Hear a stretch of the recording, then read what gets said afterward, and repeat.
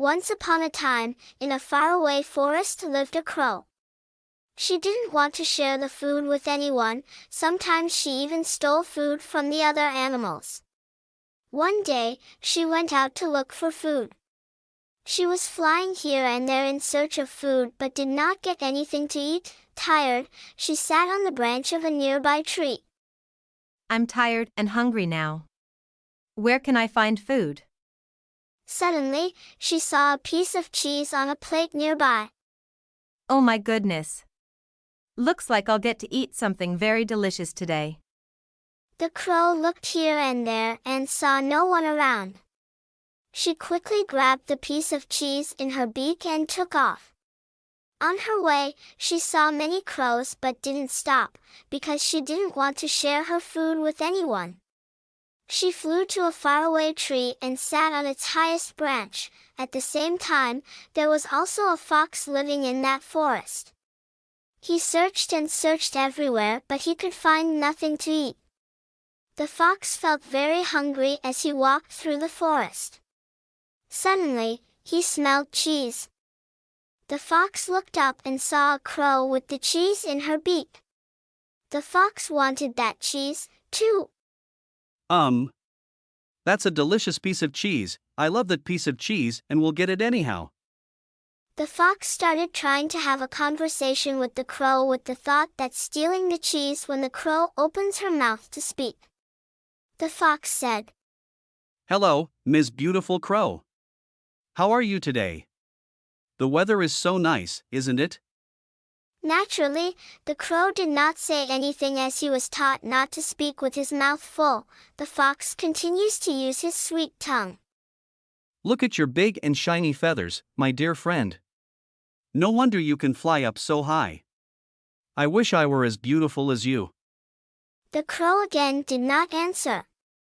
The fox said, Your eyes are sparkling like a diamond. No wonder you are the most beautiful among all animals in this forest.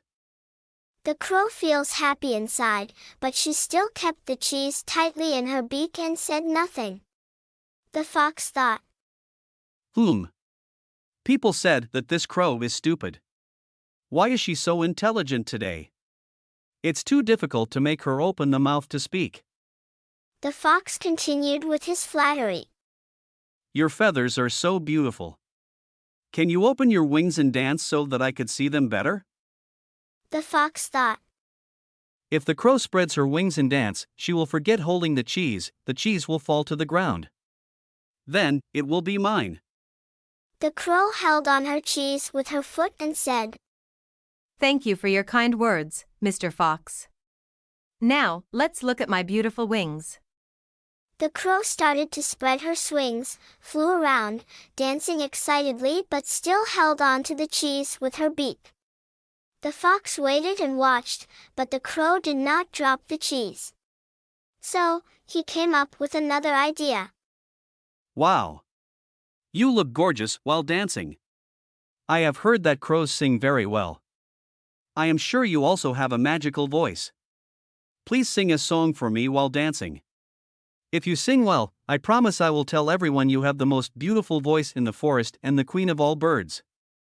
The crow smiled and thought, I want everyone hear my wonderful voice. I want to become the queen of all birds. As the crow started dancing and singing, she dropped the cheese. The fox quickly grabbed the cheese. He laughed and said out loud, Ha ha ha, you foolish crow. I knew you were going to fall for it. You think you have a beautiful voice? Ha ha. No way. The crow yelled. Give me my cheese, you cunning fox. The crow flew down and tried to peck the fox's head to get back the cheese.